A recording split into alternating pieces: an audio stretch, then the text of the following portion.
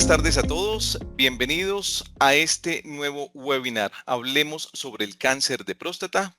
Antes que nada me presento, mi nombre es Alejandro Bayona, actual director de Mercadeo y Comunicaciones del Laboratorio Clínico Culcán, quien hoy les da la más cordial bienvenida a este webinar sobre cáncer de próstata, un enfoque preventivo desde la medicina funcional y el diagnóstico. Hoy estaremos acompañados por Diego Kestuti Plazas. Él es médico magíster en epidemiología, certificado en medicina funcional e integrativa y es epidemiólogo de la Liga Colombiana contra el Cáncer. También estaremos con Johan Sebastián Bonilla, quien es médico general especialista en patología, médico patólogo en el Laboratorio Clínico Golcán.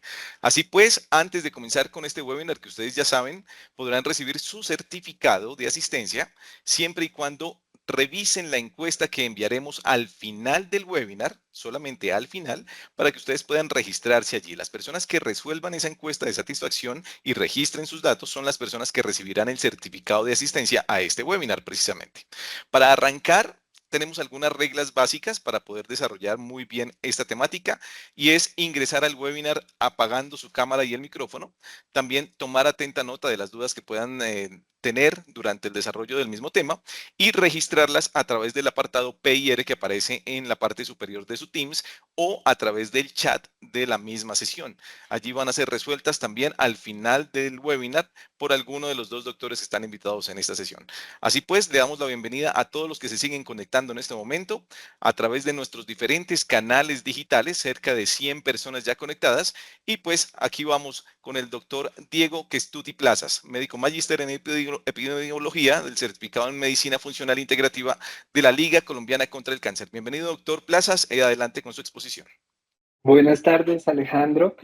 Muy Muchas buenas tardes, gracias por bienvenido. la presentación. Vamos a hablar hoy de cáncer de próstata a propósito del 11 de junio, que fue el Día Mundial del Cáncer de Próstata, y hoy hablaremos de un tema que es un poquito controversial dentro del cáncer de próstata y es hablar de un enfoque preventivo desde los hábitos de vida saludable. Esta charla tiene tres partes. La primera es hablar del impacto de las enfermedades crónicas no transmisibles. Vamos a hablar un poco de las generalidades de la ruta integral de atención de cáncer de próstata.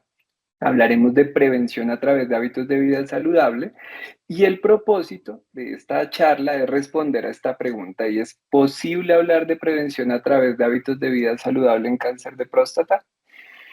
Entonces empecemos con algunas definiciones y es ¿qué es una enfermedad crónica no transmisible?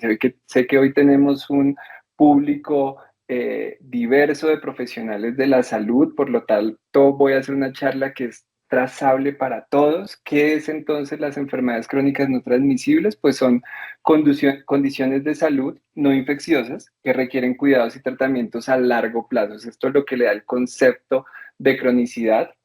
Son el resultado de una combinación de factores genéticos, fisiológicos, ambientales y comportamentales. Esta es la definición de la OMS. Y es muy importante tener este concepto porque las enfermedades crónicas transmisibles hoy son la principal causa de muerte en el mundo. Y de todas ellas, el cáncer es el responsable del 20% de toda la mortalidad. Miren que el 75% de las muertes por enfermedades crónicas no transmisibles suceden en países de ingresos medios y bajos y el 50% de ellas son clasificadas como muertes prematuras. ¿Y qué es una muerte prematura? Es toda muerte que sucede antes de los 70 años. ¿Cuál es este concepto de países de ingresos medios y bajos o de países de ingresos altos? Pues es una clasificación del Banco Mundial que según la moneda local lo transforma a dólares para generar este INB, que es el ingreso nacional bruto. Voy a usar aquí de pronto el pointer para señalarles dónde voy en la presentación.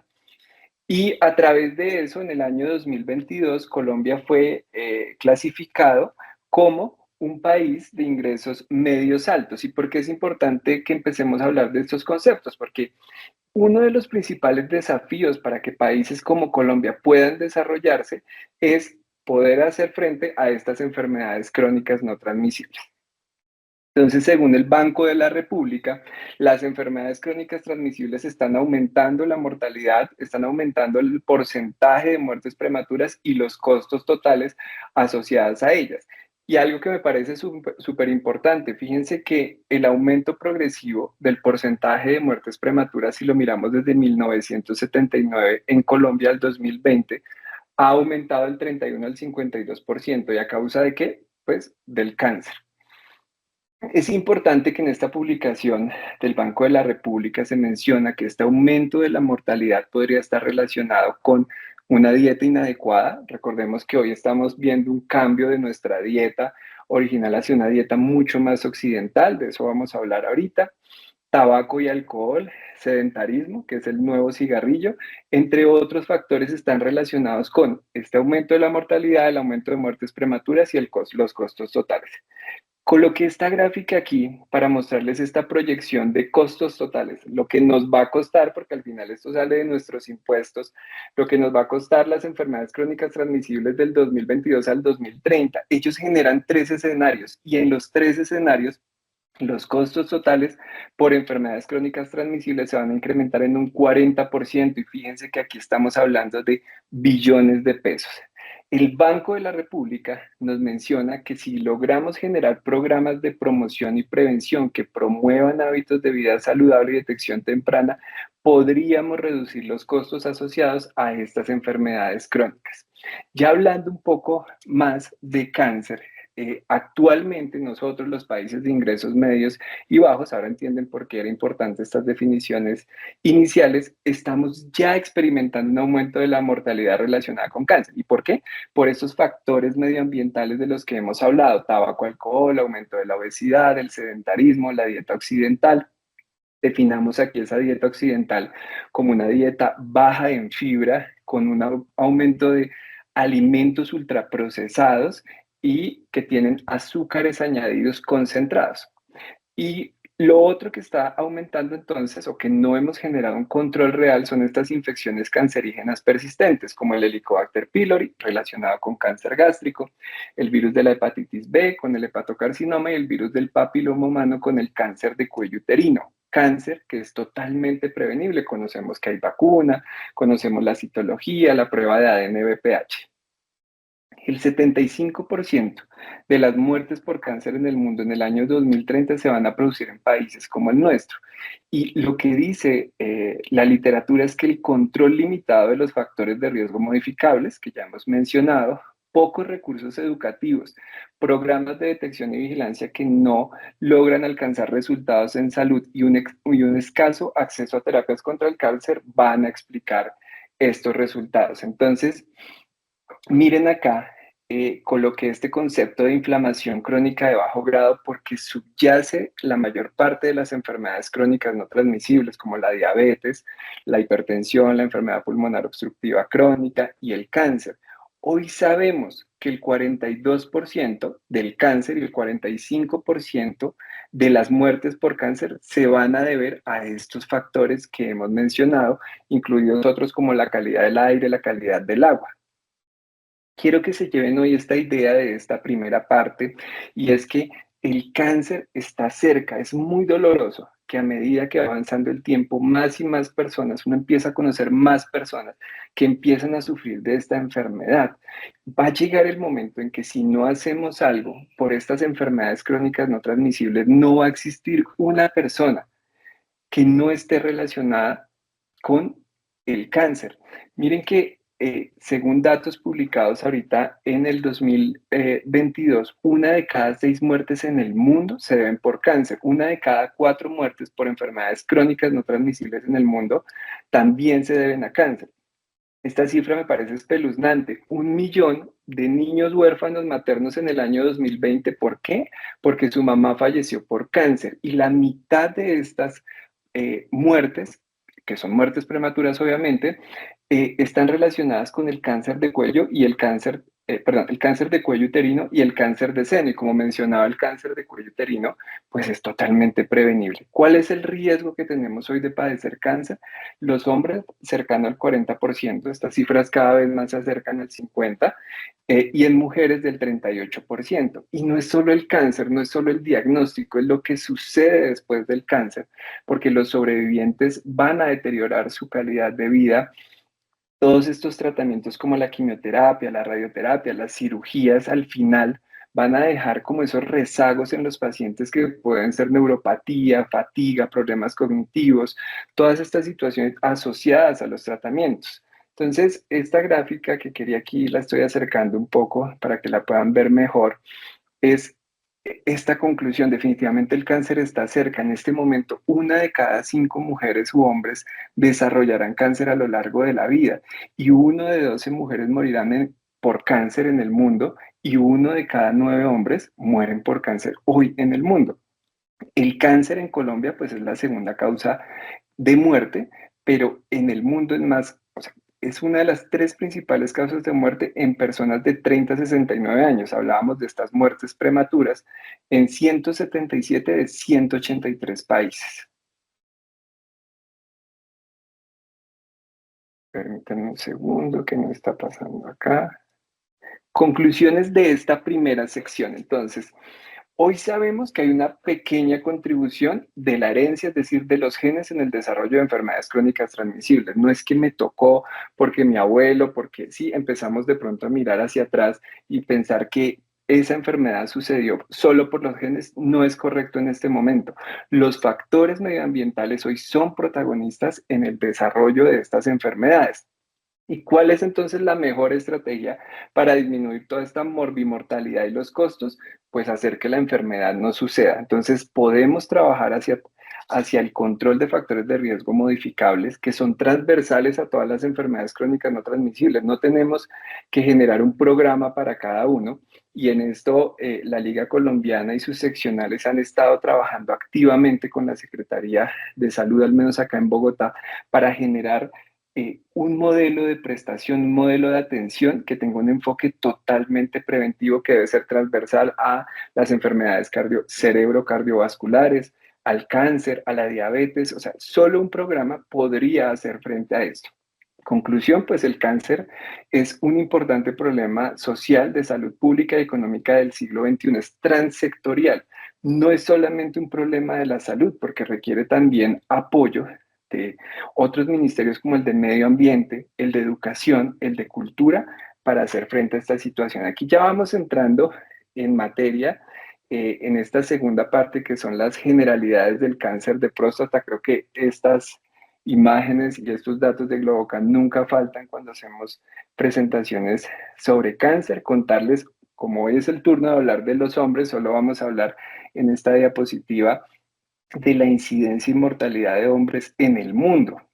Sí, se puede hablar que el cáncer de próstata ocupa el segundo lugar en incidencia, es decir, en frecuencia, superado obviamente por el cáncer de pulmón a nivel mundial. En el tercer lugar tenemos al de colon y recto. Recordemos que para el de colon y recto tenemos un tamizaje establecido, seguido del de estómago y el hepatocarcinoma en los 5 primeros lugares. En términos de mortalidad en el mundo, el cáncer de próstata ocupa el 5.º lugar. ¿Por qué quería hacer mención de esto? Porque si nos vamos para Colombia, el cáncer de próstata es el primero en frecuencia en hombres, pero también es el primero en mortalidad. Hablando de frecuencia, después del cáncer de próstata tenemos al de colon y recto y miren que está aquí el de estómago.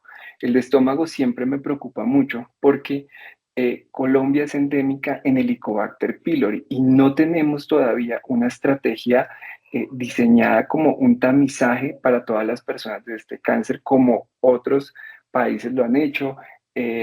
Ustedes conocen y se ha escuchado mucho de la experiencia de Corea, de Japón en el tamizaje de cáncer gástrico. Aquí no tenemos todavía una estrategia como, no sé, como la mamografía, que todos sabemos que desde los 50 años, cada 2 años, una mujer debe hacerse una mamografía. Eso no existe para el cáncer de estómago, que aparece también aquí a la derecha en mortalidad. Ya les cuento un poquito sobre mortalidad para terminar aquí: pulmón y el linfoma no Hodgkin. En términos de mortalidad dijimos primero el de próstata, aquí va a estar el de estómago, también va a estar el de pulmón y el de colon y recto. Son muy importantes tanto en frecuencia como en mortalidad. Aquí ya hacemos la unión entre hombres y mujeres. Aquí hablamos de ambos sexos. Arriba tenemos tenemos los datos mundiales y abajo tenemos los de Colombia. Entonces, en el mundo, por tasa estandarizada por edad, el cáncer de próstata ocupa el segundo lugar y en mortalidad el quinto lugar. Pero ya aquí en Colombia, fíjense que el de próstata está ganando ese primer lugar. Recuerden que para poder hacer estas comparaciones debemos hablar de tasas, entonces por eso están todos en tasas estandarizadas por la edad y el de próstata ocupando el primer lugar. Hoy los dos tumores, hoy, acaba de salir una publicación del Instituto Nacional de Cancerología sobre cuántos oncólogos hay en Colombia y menciona, y es claro, en que los dos principales tumores hoy en Colombia son el cáncer de seno y el cáncer de próstata. ¿Y qué pasa? ¿Por qué en Colombia hay tanta mortalidad? Miren que está aquí de segundo lugar comparado con el mundo que está en quinto lugar. La alta mortalidad del cáncer de próstata en Colombia está relacionada con disparidades en la detección y en el tratamiento oportuno. Más adelante les voy a hablar un poquito de indicadores de la cuenta de alto costo. Entonces, ya para datos locales, tenemos la cuenta de alto costo. En el 2022, estos datos fueron publicados en octubre del 2023. Tenemos más o menos 46.870 casos nuevos reportados a la cuenta de alto costo, de los cuales 4.191 son de cáncer de próstata. Eso equivale más o menos al 11% y ocupa el segundo lugar como tumor más frecuente dentro de los 11 priorizados. En el hombre, los tres más importantes va a ser el cáncer de próstata, el de colon y recto y el de estómago. Acuérdense de este que es uno de los que nos preocupa como institución. Caracterización de estos casos, principalmente 69 años con un rango intercuartílico entre 64 y 75. La mediana que espera un colombiano para ser diagnosticado, es decir, esto desde la sospecha hasta la biopsia, es de 44 días y para tener un primer tratamiento de 65 días, casi 2 meses para recibir un primer tratamiento. Y fíjense que en el extremo encontramos hasta 107 días de mediana. Aquí estos dos numeritos no son decorativos, estos son la mediana de espera para el diagnóstico de cualquier tumor en Colombia, son casi 32 días, y para iniciar un tratamiento, 52 días. Permítanme acá, ya. Los tumores sólidos de mayor mortalidad en Colombia, pues tenemos el de mama, con esta tasa de mortalidad, el de cuello uterino, y sigue, bueno, aquí debería estar el de próstata en la mitad, pero quería mencionarlos de esa manera, que son los tres principales que causan la mayor mortalidad por cáncer en Colombia, según la cuenta de alto costo. Estos son los indicadores de los que quería hablarles. Cualquier ruta de atención de cáncer va a tener más o menos estos pasos. Lo primero es todo lo que hacemos desde la gestión del riesgo, la vacunación, los hábitos de vida saludable, para luego generar estrategias de tamizaje, que en el caso de cáncer de próstata es el tacto rectal y el antígeno prostático. Luego seguimos con un proceso de diagnóstico. El diagnóstico en cáncer la mayor parte de las veces lo va a dar una biopsia. En el caso de cáncer de próstata utilizamos el score de Gleason, que va a guiar la estadificación, es decir, esos exámenes que nos dicen si hay o no metástasis, el tratamiento, que puede ser cirugía, quimioterapia, radioterapia, por nombrar algunos, y los cuidados paliativos que deberían comenzar desde el diagnóstico. Si tenemos en cuenta esta ruta, aquí están los indicadores propuestos por la cuenta de alto costo para cáncer de próstata. Este primer indicador es súper importante. Voy a hacer mención de estos dos, porque el primer indicador mide desde que sospechamos hasta que llegamos al diagnóstico. Ya dijimos que el diagnóstico lo daba la biopsia. Es de pronto grave o pensar que casi ninguno, o sea, o por no decir ninguno de estos indicadores se cumpla a nivel nacional. Eh, este sexto indicador, que también es muy importante, va desde que ya diagnosticamos el cáncer hasta que inicia su primer tratamiento. Los pacientes tampoco lo estamos cumpliendo. Y el único indicador que cumplimos a nivel nacional es clasificar esta biopsia de próstata a través del Gleason score. Entonces, ¿qué muestran estos indicadores de la cuenta de alto costo? Pues que definitivamente existen dificultades en la articulación de la ruta entre la sospecha y el diagnóstico, desde el diagnóstico al primer tratamiento. Y fíjense en estos dos indicadores que son muy importantes, porque más adelante les voy a hablar de mortalidad, es que la mayor parte de tumores o de cánceres de próstata en Colombia se van a diagnosticar en estadios avanzados y no en estadios iniciales. Y eso marca totalmente la mortalidad. Yo ahora les voy a mostrar un poco más de esos datos. Acá, listo. Como les decía, tenemos diferente público y por eso quiero ser como muy sencillo en lo que estemos hablando, y es que el cáncer, para empezar a hablar, bueno, de cáncer de próstata, la próstata pues es una glándula del aparato reproductor masculino que tiene el tamaño de una nuez y su objetivo es elaborar pues el semen. El cáncer de próstata es la formación de células anormales en esta glándula, de células malignas. El 95% de todos los tumores de próstata van a ser adenocarcinomas, dentro de los cuales el acinar es el más frecuente.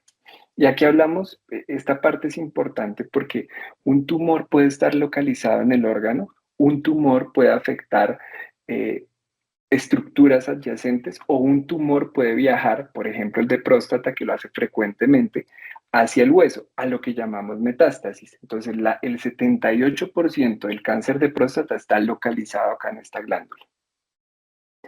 El 12% va a afectar los ganglios que están alrededor y solo el 6% va a llegar hacia el hueso. Y esto es importante porque si la mayor parte del cáncer de próstata está localizado, pues va a ser asintomático. ¿Sí? Es raro que un paciente vaya a la consulta porque tiene dolor referido al hueso y ese dolor esté relacionado con cáncer de próstata. Entonces, la mayor parte de los tumores relacionados a la próstata no tienen síntomas y eso hace que va a pasar mucho más tiempo y el paciente consulte ya en un estadio mucho más avanzado. Entonces, vamos a hablar del tamizaje, de esa parte que es un poco compleja. Miren eh, eh, como esta frase de Prostate Cancer UK que dice que el 60% de los hombres han admitido que ni siquiera plantearían sus preocupaciones sobre cáncer de próstata por miedo a hacerse un tacto rectal. Y el tacto rectal sigue siendo una estrategia semiológica de alto valor, porque miren que el 18% de casos de cáncer de próstata se detectan solamente a través de un examen rectal digital, independientemente del nivel de PSA. Es decir, yo puedo tener un nivel de PSA normal y en el tacto rectal ser anormal y tener cáncer de próstata. Obviamente, si tengo un tacto rectal anormal con un PSA positivo elevado, pues eso va a duplicar el riesgo de que yo tenga una biopsia positiva del 22% a casi el 50%. Hoy en día, un tacto rectal anormal, independiente del PSA, es indicación de resonancia magnética multiparamétrica si esta está disponible, o biopsia. Y acuérdense que la estadificación clínica, o sea, esa clasificación que hacemos a través del TNM, depende en parte de este examen físico y va a ser un predictor de cáncer de próstata avanzado. Vamos a hablar un poco también de PSA. Este PSA es producido por el epitelio glandular de la próstata como un pro-PSA que va a pasar al espacio canalicular como un PSA activo, y cuando va a ser liberado a la sangre sufre una proteólisis que lo vuelve PSA libre, un PSA inactivo. Es este PSA el que nosotros vamos a medir en sangre, PSA sérico. Y a veces las personas tienden a pensar que cuando tenemos un cáncer de próstata, el PSA se eleva porque el tumor produce mucho PSA, pero esa no es la razón. Realmente la célula maligna genera menos PSA. Lo que sucede es que al tener una estructura que se daña o que son células tumorales que no son iguales al tejido normal, pues va a aumentar esta porción de pro-PSA en sangre y eso es lo que va a generar realmente el aumento del PSA. Quiero hacer énfasis de pronto en estos cuadros de acá, y es que existen causas que pueden elevar el PSA y que debemos ser claros con el paciente antes de tomarlo. Y esto es muy importante porque la eyaculación, la manipulación genital o anal, que puede ser también una colonoscopia, una cistoscopia, hasta montar bicicleta o montar a caballo una semana antes de la toma de este PSA sérico lo puede elevar. Y no siempre que se eleva el PSA, esto se debe a cáncer, porque también puede haber patología benigna, como el crecimiento de la próstata benigno, que es hiperplasia prostática benigna, que puede estar generando este aumento.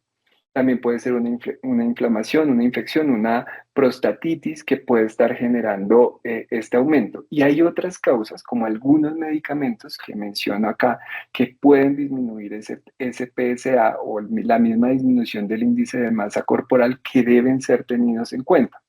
Además, es muy importante que cuando tomemos ese primer PSA en condiciones adecuadas, si el urólogo define o en la ruta está definido que se debe repetir, esto se haga en el mismo laboratorio que utilice la misma técnica y el mismo ensayo para poder hacer una comparación. En términos de cuándo es normal y anormal, se dice que es anormal cuando es mayor a 4 nanogramos sobre mililitro, pero esto es controvertido porque a medida que los hombres avanzamos en edad, podemos estar aumentando nuestro PSA en más o menos un 3,2%. Miren que usamos PSA ya hace más de 40 años y sabemos que es un examen más sensible que el examen rectal digital o el tacto rectal digital, pero tiene un problema y es que el PSA es muy poco específico, es decir, que va a generar muchas pruebas positivas en pacientes sanos y eso genera estrés familiar del paciente. Por eso, todo esto debe ser informado, ya vamos a hablar un poquito de eso. Y es importante entender que hasta el 50% de hombres que tienen cáncer de próstata podrían tener un PSA normal. Lo que hacemos para mejorar un poco esa sensibilidad y especificidad del PSA es utilizar de pronto rangos relacionados con la edad y que además ese PSA se tome en unas condiciones adecuadas. Esta es una gráfica del Instituto Nacional de Cáncer de Estados Unidos que muestra cómo ha disminuido la tasa de casos nuevos y el índice de mortalidad en cáncer de próstata. Ellos señalan, y los estudios que han hecho es que han aumentado el tamizaje de PSA y han generado un mejor avance y acceso a los tratamientos y estos son los resultados que han obtenido. Aquí dice que según los modelos de simulación y el estudio que ellos han hecho, la detección con PSA ha explicado esa reducción hasta en un 70%.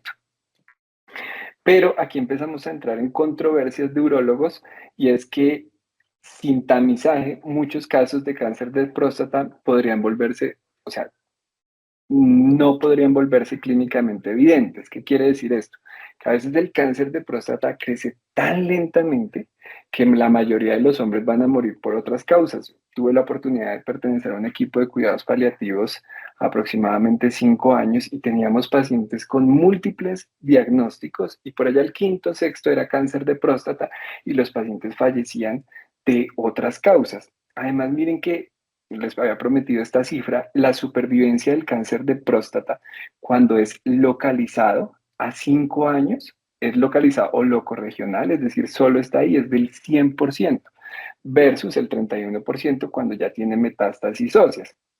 Entonces, todas estas razones llevan a preguntarnos y a entender un poco por qué la tamización en Colombia no es una tamización poblacional en cáncer de próstata como sí lo es con la mamografía. Es decir, con la mamografía sabemos que todas las mujeres deben realizarse desde los 50 años, cada 2 años, una mamografía.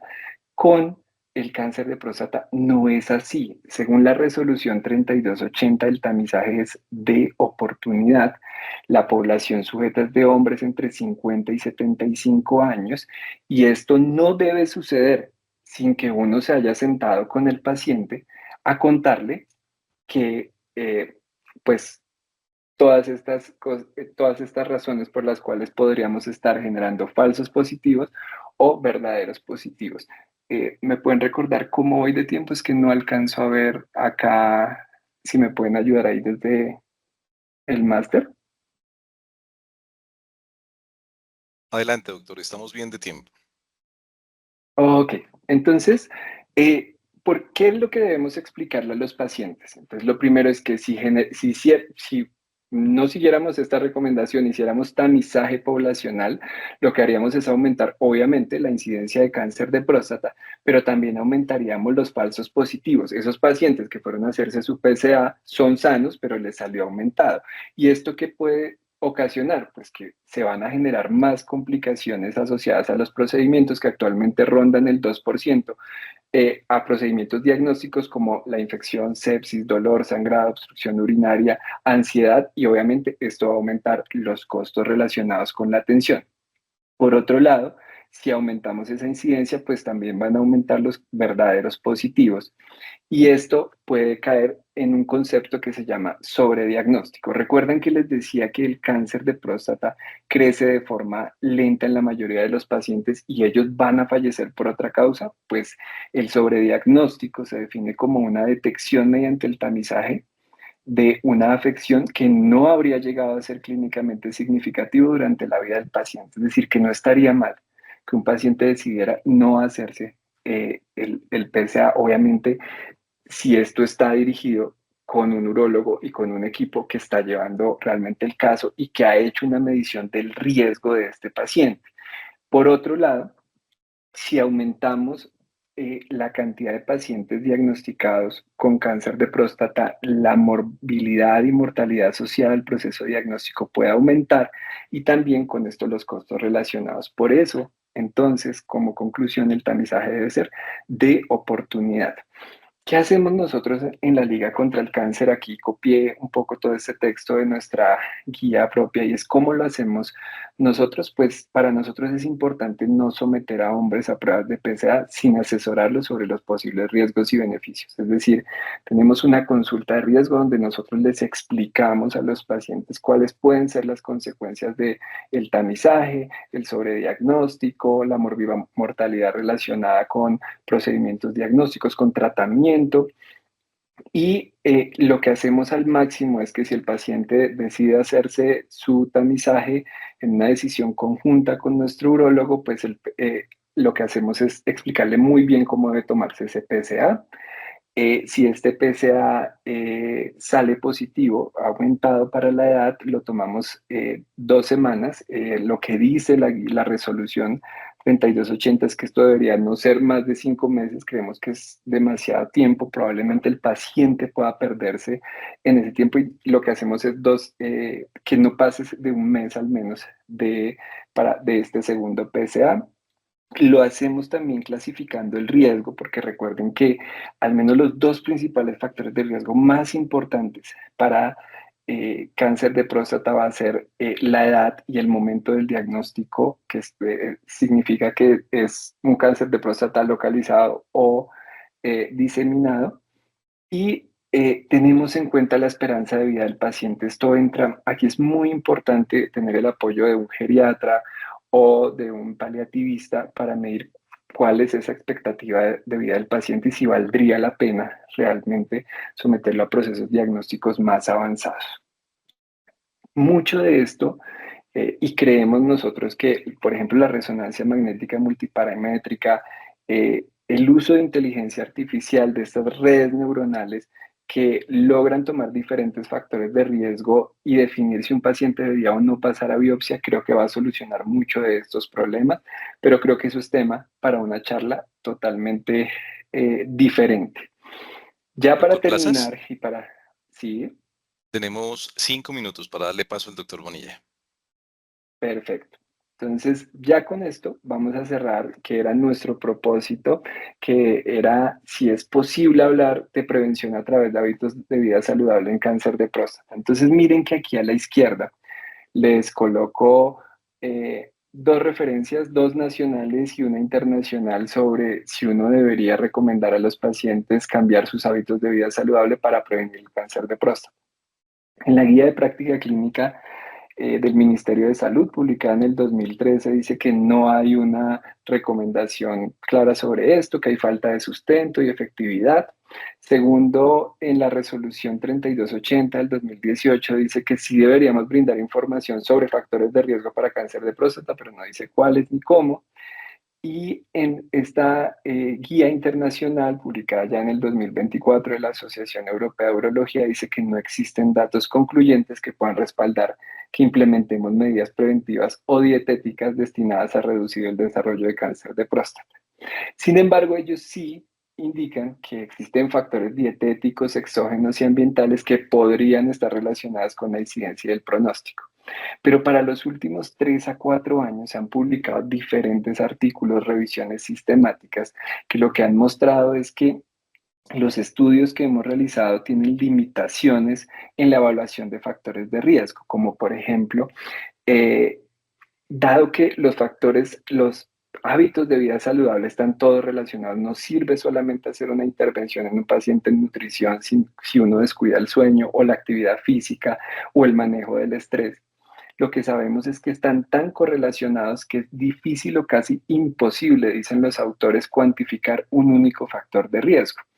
Y esto hace que, además, como no tenemos políticas de hábitos de vida saludable, pues no podemos mirar cómo esto va a mejorar la salud en general y al final disminuir todas las enfermedades crónicas no transmisibles.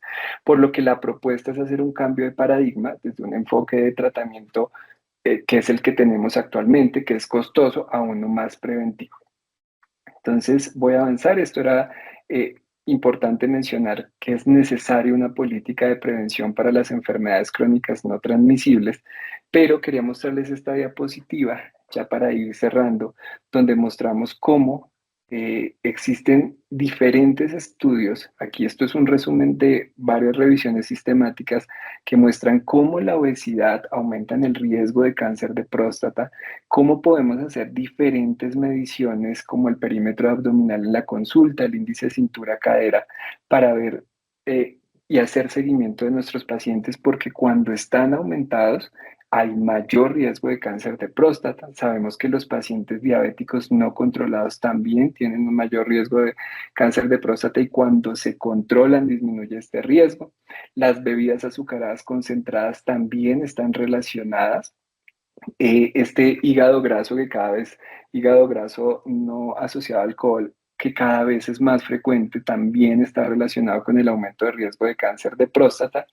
Y aparecen temas como que el tabaquismo es debatido en los estudios, pero sí sabemos que va a aumentar el riesgo de cáncer de próstata de alto grado, o sea, el que tiene mayor mortalidad, el alcohol también.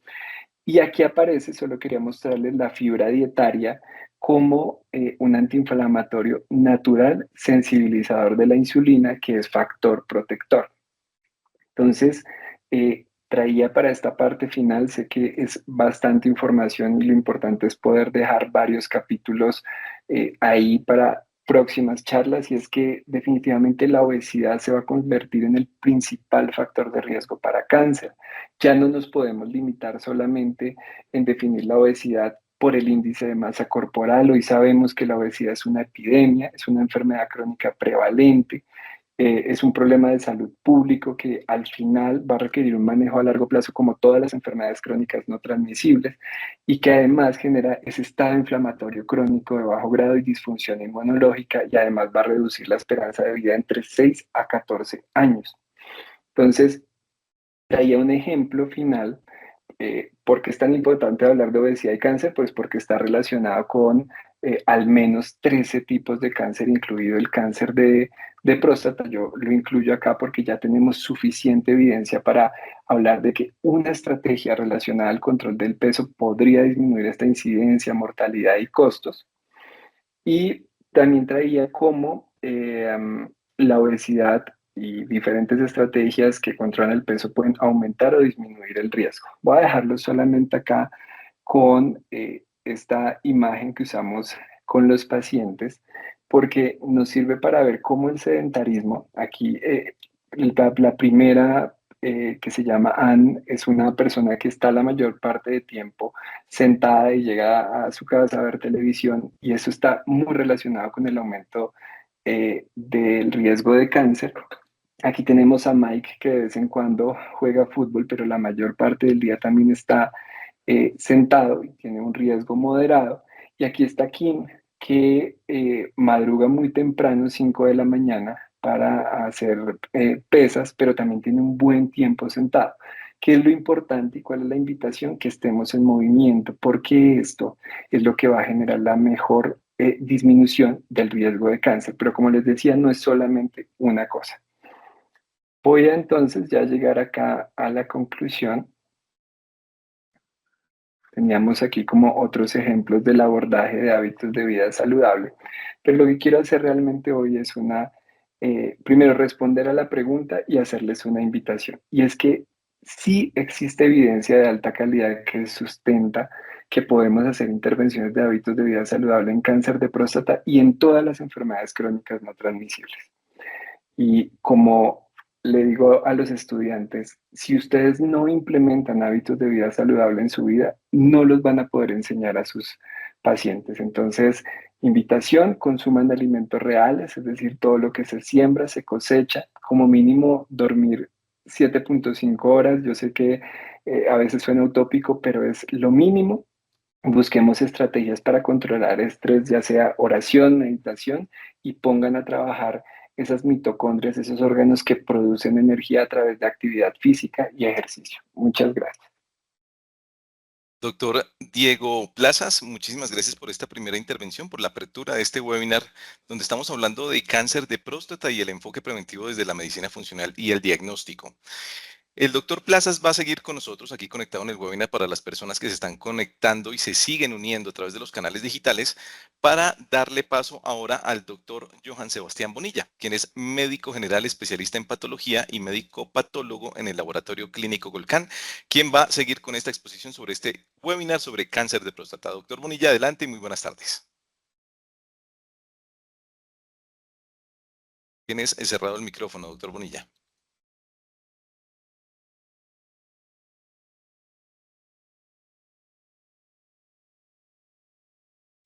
Buenas tardes, ¿me confirma si se ve mi pantalla? Se ve perfectamente, adelante. Listo, muchísimas gracias. Eh, bueno, en aras del tiempo, entonces lo que les quiero mostrar en esta parte de la charla es algo muy específico, ¿sí? Digamos que mi objetivo a partir de la patología es que conozcan un poco de lo que hacemos en el laboratorio con respecto al cáncer de próstata y también es muy importante para mí en este caso el objetivo de que sepamos cómo interpretar un informe de patología para una biopsia que es positiva para cáncer, ¿sí? Sobre todo pues que estamos con un público de personal de la salud. Entonces, en el caso del cáncer de próstata, ¿qué procesos se realizan en el laboratorio de patología? Entonces, pues es imprescindible, ¿cierto? Antes de que llegue a nuestro laboratorio, hablar de la fase preanalítica, al igual que cualquier otro proceso de laboratorio. En este caso, pues sería la toma de la muestra que se hace a partir de una ecografía transrectal, que como podemos ver, eh, pues esta es una aguja que pasa directamente a la próstata a partir del recto. Y pues ya el urólogo, identificando cada una de las porciones anatómicas de la próstata, va a tomar diferentes muestras de estas, digamos, dependiendo de los hallazgos ecográficos que se tengan.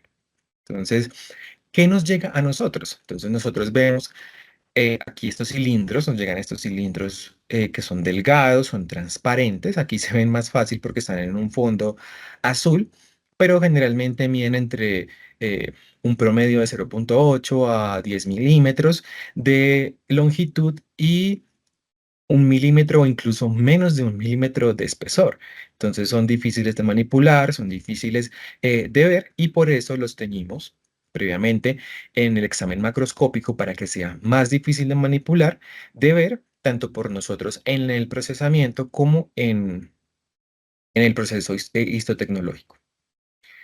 Ya en el laboratorio, pues va a pasar, ¿sí? Por todos los procesos que se requieren.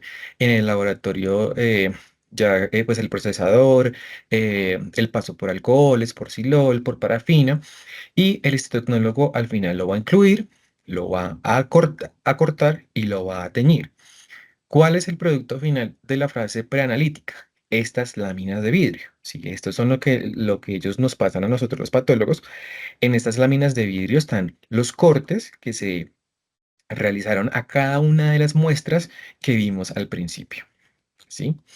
Entonces, ya pasando a la fase analítica, o sea, ya tenemos nuestras láminas. Entonces, antes de empezar a evaluar estas muestras, entonces, al igual que otras especialidades médicas, para nosotros es imprescindible la historia clínica, ¿sí? Entonces, al igual que otros especialistas, nosotros los patólogos también somos interconsultantes. Entonces, requerimos de la información.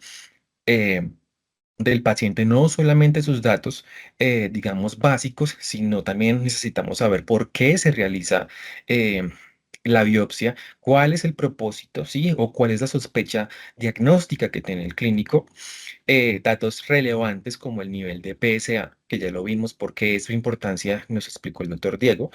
En el caso de que el paciente ya tenga estudios de biopsia previa, cuál fue el resultado del mismo, y en el caso de que el paciente ya tenga un diagnóstico de cáncer, entonces si este ya fue tratado con radioterapia y o hormonoterapia.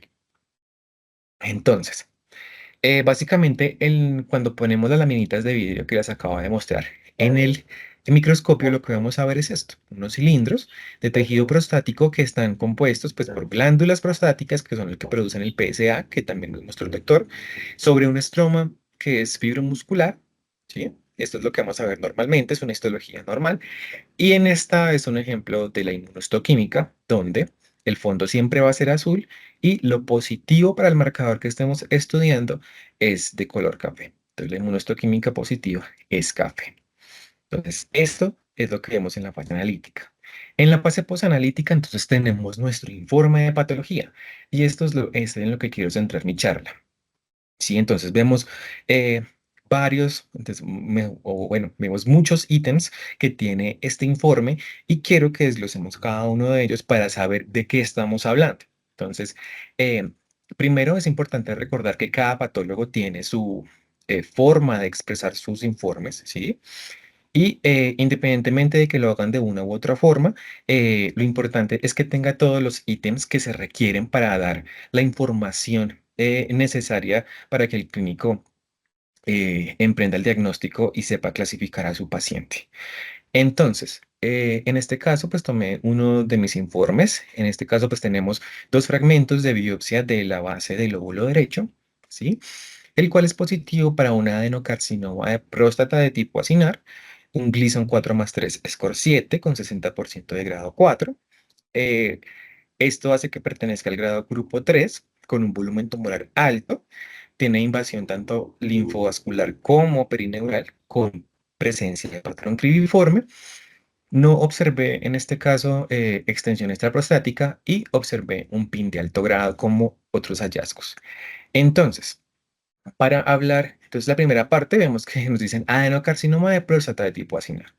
Entonces, ¿qué significa esto? Entonces tenemos que devolvernos a lo básico y primero hablar en la patología básica de la clasificación de los tumores malignos. Entonces, en esta clasificación lo que vamos a tener es que los tumores se van a nombrar dependiendo de su origen. Entonces, podemos tener un origen epitelial, sí, que es nuestro caso. En el caso de los tumores originados en epitelios simples no glandulares, vamos a denominarlos carcinomas. Un ejemplo sería el carcinoma de células escamosas de la piel. Y aquellos tumores malignos originados del epitelio de las glándulas, sí, del epitelio glandular, se denomina adenocarcinoma, que es nuestro caso. Tenemos otros, como serían los sarcomas, origen mesenquimal, o los linfomas, origen linfoide. ¿Sí? Aquí tenemos un ejemplo del epitelio glandular normal de la próstata. Entonces vemos que ahí tiene unas células basales, y unas células ductales, que son las que producen el antígeno prostático, que son columnares altas con núcleos basales. Bueno, entonces ya tenemos que estamos frente a un tumor maligno de origen epitelial derivado de las células glandulares de la próstata. Entonces, ya vamos a ser más específicos y nos metemos dentro de los tumores malignos de la próstata. Entonces, vemos que la próstata, al igual que otros órganos, tiene muchos componentes. Entonces, tiene células ductales, células acinares, tiene estroma, y de cada uno de esos componentes podemos tener un tumor maligno. En este caso, pues estamos hablando sobre todo del adenocarcinoma acinar porque corresponde al 95% de todos los casos de cáncer de próstata, ¿sí? Y vemos pues, que tenemos otros tipos de cáncer. A su vez, el adenocarcinoma acinar tiene varios subtipos. Entonces vemos aquí varios nombrados. ¿Y cuál es la importancia de esto? Entonces, la importancia, digamos que sobre todo para los patólogos, o bueno, en patología, es que sepamos interpretar esas variantes morfológicas porque que no tengamos una morfología clásica de adenocarcinoma acinar no significa que no estemos frente a este, ¿sí? Además que hay algunos estudios que pueden... o mejor, que sugieren que algunas variantes morfológicas tienden a tener o a darle un comportamiento más agresivo a este cáncer. Entonces aquí tenemos un ejemplo del adenocarcinoma acinar. Vimos en la primera imagen, pues desde la histología normal, pues glándulas redonditas, bien formadas. Aquí en el cáncer, pues lo que vemos que son glándulas desorganizadas, con unos núcleos oscuros, feos, irregulares, las glándulas no están bien formadas, incluso tienden a fusionarse entre ellas y que tienen un patrón claramente infiltrativo al estroma. ¿En qué nos basamos nosotros para el diagnóstico? Entonces, nos basamos en los criterios de la clasificación de tumores de la OMS. En este caso, para la glándula prostática, corresponde a la edición del año 2022. Y ellos nos aportan unos criterios esenciales, ¿sí? Que en este caso, pues, serían la presencia de glándulas malignas que infiltran el estroma, y la ausencia de células basales, ¿sí? Que al igual que en otros órganos, como por ejemplo la glándula mamaria, la ausencia de células basales es lo que nos da o nos confirma el diagnóstico de cáncer. Y además, pues no solamente me debo fijar en esas características arquitecturales en la biopsia, sino también debo tener adicionalmente características nucleares o citológicas que apoyen mi diagnóstico. También hay unos criterios que son deseables, o sea, no son esenciales, que los podemos tener, pero no tienen que estar presentes para el diagnóstico. Listo. Entonces, ya hablamos de la primera parte, entonces dijimos que cuando hablamos de adenocarcinoma, entonces estamos frente a un tumor maligno derivado del epitelio glandular de la próstata y que es de tipo acinar, o sea, corresponde a las células originadas a las células acinares del epitelio glandular. Segundo, entonces vamos a hablar de la clasificación histológica, que sería el Gleason. Entonces, digamos que es la parte un poquito más compleja. Entonces, ¿qué es el score de Gleason? Pues, el Gleason básicamente es una clasificación a partir de la morfología que nos presenta el tumor y dependiendo de cuán parecido sea el epitelio glandular tumoral a la glándula normal, va a tener un diferente grado de diferenciación. Entonces, eh, el uno y el 2 en realidad no los utilizamos a partir del 3, ¿sí? Siendo, digamos, digamos, el grado de tumor mejor diferenciado y que más se parece a las glándulas normales, ¿cierto? Todavía se parecen. En cambio, pues ya el Gleason score, el patrón de Gleason 4 y 5 tienen una morfología que es menos parecida al epitelio normal, incluso pueden ser hasta pobremente diferenciados, dependiendo de la variante que tengamos. Entonces, eh, vemos que en nuestro caso tenemos, por ejemplo, un Gleason 4+3. Entonces tenemos dos números. Entonces, el primer número que utilizamos corresponde a la mayor cantidad de patrón morfológico del tumor que observemos. Entonces, y se acompaña de un segundo patrón que es el que en segunda lugar acompaña digamos, esa composición del tumor. No lo vamos a clasificar en este caso dependiendo del grado del tumor, sino de la cantidad de este que observemos en la superficie tumoral. Como ya les dije, no utilizamos ni uno ni dos. Y siempre vamos a nombrar todos los patrones que observemos con un porcentaje al menos del 5% de composición del tumor. Entonces, ¿por qué es importante esto? Porque los estudios han mostrado que eh, dependiendo de la diferenciación del tumor, a mayor grado de Gleason tenemos un mayor riesgo de recurrencia bioquímica, de metástasis y de mortalidad específica, ¿sí? Lo cual es muy importante al momento de abordar cada paciente. Entonces, a su vez, pues cada uno de estos números, ¿cierto? Nos va a dar una suma algebraica y dependiendo del de la suma que tengamos, vamos a meter a nuestro paciente en un grado grupo. que estos grado grupos son correspondientes a grupos pronósticos, siendo el de mejor pronóstico el grado grupo 1, que corresponde a un Gleason 3+3, ¿cierto? Y a medida que ascendemos, en grado grupo también va ascendiendo la clasificación del paciente de bajo grado, a bajo, grado intermedio y grado alto, o mejor, alto riesgo, ¿cierto? De metástasis, de recurrencia, de recaída bioquímica, etcétera. Entonces, en esta segunda parte ya tenemos lo de nuestro tumor, tenemos que en esta clasificación, por ejemplo, un 4+3, entonces significa que la mayor parte del tumor que observé en la biopsia era de grado 4, acompañado de un poquito menos, de grado 3, eh, y pues esto nos da 7, ¿sí? Y además debo informar qué tanto del grado 4 observé en la biopsia. Y nos dice entonces que estamos frente a un grado grupo 3 que correspondería, en este caso, a un paciente con alto riesgo de recaída, o sea que estamos frente a un tumor de alto grado o, digamos, de mayor grado de agresividad. En cuanto al volumen tumoral, entonces es básicamente, en nuestra biopsia debemos sumar el total de la superficie de la biopsia y de ese total miramos cuánto es tumor. Entonces, aquí nos dicen que el volumen tumoral es del 30%, que corresponde a 3 milímetros. Entonces, podemos concluir que la biopsia en su total, en su totalidad, medía 10 milímetros y que 3 milímetros de esos 10 estaban comprometidos por tumor y que corresponde al 30%. ¿Cierto? A mayor volumen tumoral, entonces también se ha visto que es peor el pronóstico. Otras variables, entonces tenemos la invasión perineural, que básicamente es que hay invasión o hay infiltración de las células tumorales hacia los nervios, ¿sí? Entonces aquí estamos viendo un ejemplo. Este es un nervio, ¿sí? Tenemos células de Schwann que están conformando un filete nervioso y vemos cómo las glándulas tumorales rodean el nervio, incluso lo infiltran. Este es otro ejemplo, ¿sí? Ahora, la invasión linfovascular. Entonces, la definimos básicamente por la presencia de células tumorales que las vemos dentro de la luz de un vaso. ¿Y cómo definimos que estamos dentro de un vaso? Entonces, es un espacio que está revestido por células endoteliales y también nos ayuda a la presencia de eritrocitos en su luz. Tenemos otro ejemplo, ¿sí? El patrón cribiforme. Entonces, como vimos en el patrón de Gleason 3, entonces las glándulas eran más parecidas al epitelio normal, eran glándulas pequeñas, bien formadas, sí, todavía se parecían a la histología usual.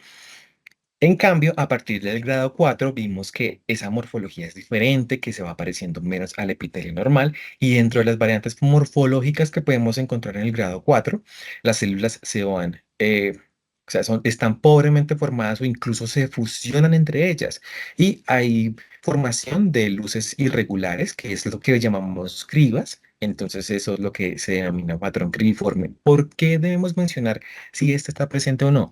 Al igual que los otros ítems que hemos visto, entonces también hay evidencia que apoya que la presencia de patrón cribiforme es un factor de riesgo para metástasis y recaídas, o sea, para un peor pronóstico.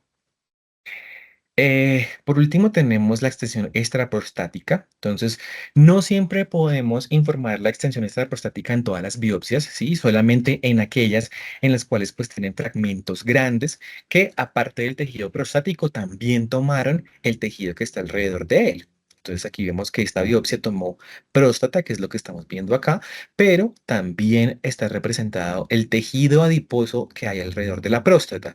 Y vemos cómo el tumor, ¿cierto? Se salió de la glándula y se metió en la grasa.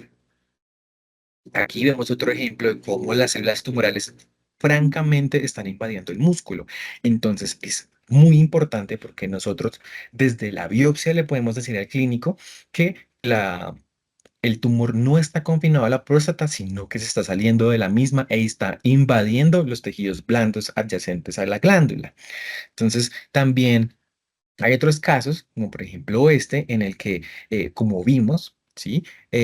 La biopsia se toma a través del recto, entonces vamos a tener muchas veces representación de la mucosa rectal, que es esta que estamos viendo acá, y en este caso es muy importante porque además estamos viendo que el tumor se salió de la glándula y se metió directamente al recto, entonces tenemos un TNM mayor, un peor pronóstico y un paciente de alto riesgo para, digamos, de mortalidad en este caso ya.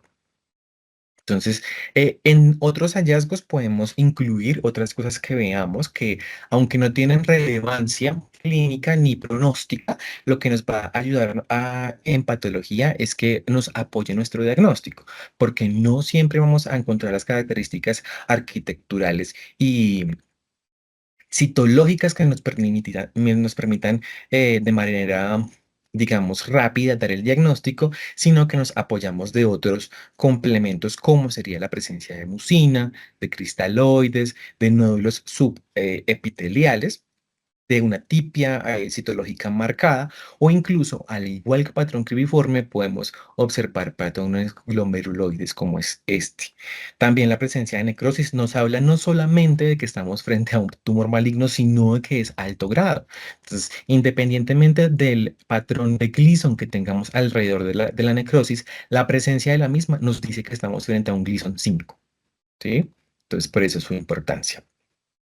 Entonces ya tenemos todo lo que compone el informe de patología y cómo lo concluimos entonces. Entonces ya todos, digamos, si lo entendimos, podemos decir que estamos frente a una muestra de la base de la próstata en la cual es positiva para un tumor maligno de origen epitelial glandular con digamos, un estadio y una clasificación histológica que ponen a mi paciente en digamos, en un grupo de alto riesgo, tanto de metástasis como de recaídas, como de recurrencia bioquímica, con un volumen tumoral alto y otras variables que también, digamos, que implican que estoy frente a un tumor de alto riesgo pronóstico, que son la invasión linfovascular, que tiene invasión perineural, o sea, el tumor se me está saliendo de la próstata y se me está metiendo a los vasos, se me está metiendo a los nervios, si está metiéndose o no hacia otros tejidos, si tengo o no presencia de patrón cribiforme y otros hallazgos. Entonces, esa es la parte que más quería hacerles hincapié.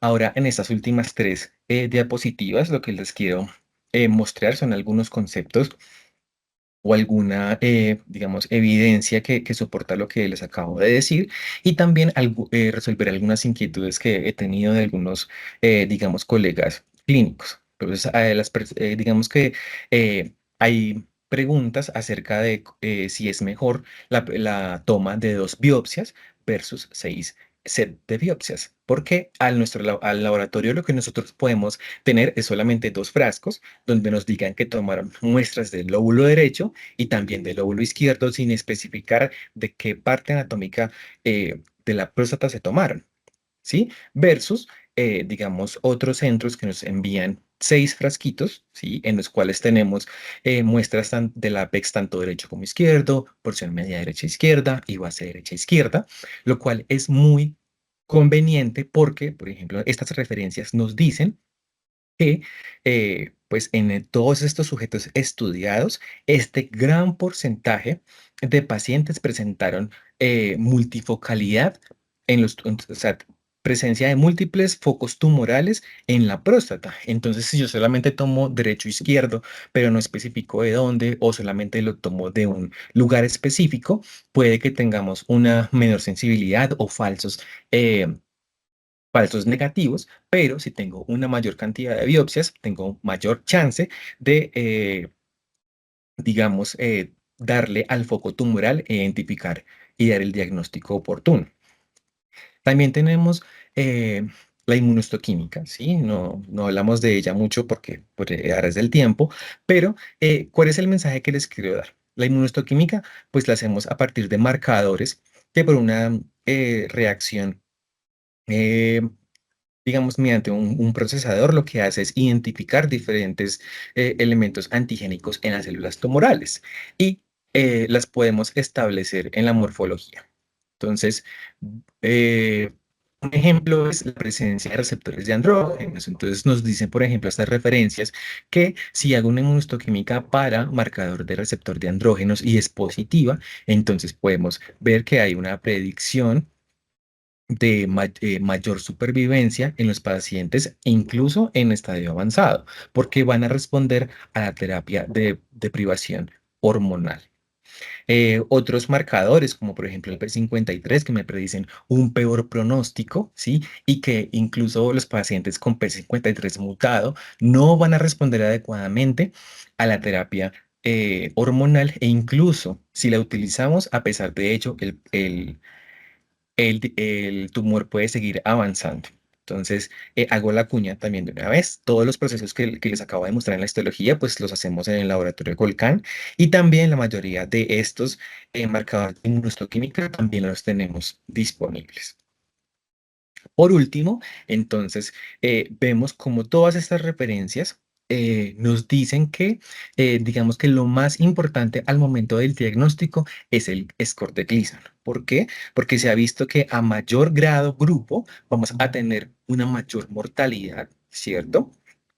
Incluso una mayor tasa de recaída, tanto bioquímica como metástasis, y también vamos a tener incluso una mayor mortalidad a pesar de la implementación de la terapia hormonal.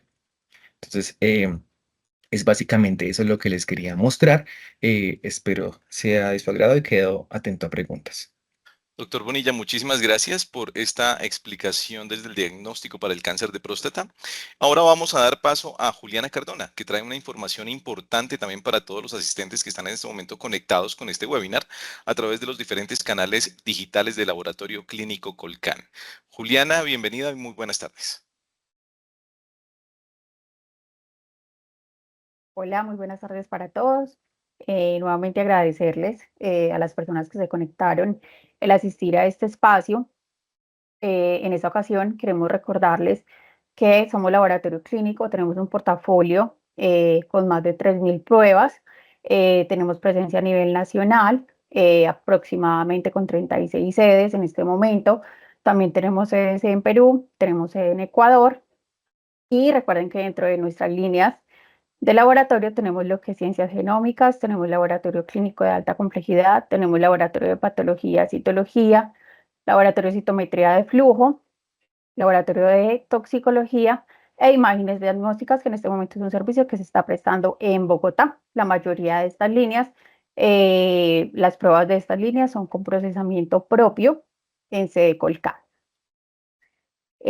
También queremos contarles que todo nuestro portafolio de servicio lo encuentran disponible en nuestra página web www.laboratoriocolcan.com. Pueden encontrar la imagen que estamos presentando a continuación. En la opción portafolio de exámenes van a encontrar esta pantalla donde pueden acceder a la información de todas las pruebas que nosotros tenemos disponibles. Lo pueden buscar por el código Colcan, por el nombre del examen o también lo pueden encontrar por el código CUPS. Al acceder a cualquier búsqueda con cualquiera de los filtros, van a acceder inmediatamente a la ficha técnica de cada prueba, donde encontrarán toda la información importante y relevante para la remisión de las pruebas. Inclusive nos va a decir la importancia clínica de cada prueba, la estabilidad, nos va a decir el tipo de muestra que necesitamos, va a decir la técnica por la cual realizamos. Acá pueden ver entonces para este caso, aprovechando nuestro tema del día de hoy, vemos la ficha técnica del PSA, antígeno específico de próstata.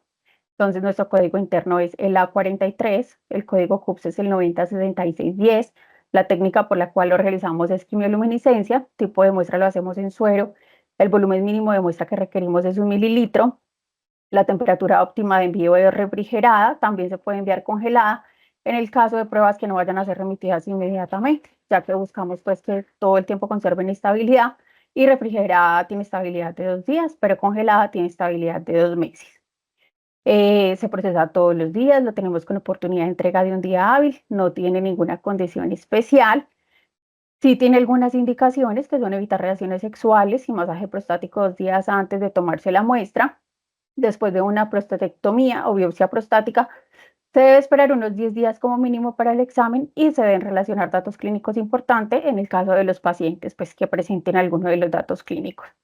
En estas observaciones también podemos encontrar en las pruebas que requieren de formatos especiales, consentimientos informados, cadenas de custodia, siempre pues va a estar relacionado acá en la observación y esos formatos también están colgados en la página web en la parte donde dice formatos descargables. Encontramos también un breve resumen de la importancia clínica de la prueba, los componentes del TEX para las pruebas que lo ameriten y las sedes en las cuales tenemos disponibles la prueba. En este caso, entonces, el PSA tenemos disponible la toma de la muestra en todas las sedes Colcam. En el chat vamos a dejar a continuación un formulario, un link de un formulario para las personas que estén interesadas en obtener información adicional, convenios Colcan, cualquier tipo de asesoría, pueden ser contactados por cualquiera de los ejecutivos para resolver las inquietudes que tengan. Pues Juliana, muchísimas gracias por esta información. Así como lo mencionaba hace un momento, los invitamos también a revisar nuestra página de internet www.colcan.com.co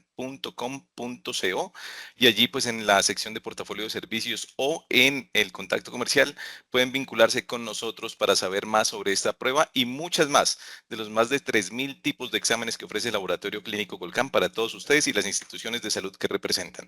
Así pues, damos cierre en este momento a este webinar sobre cáncer de próstata.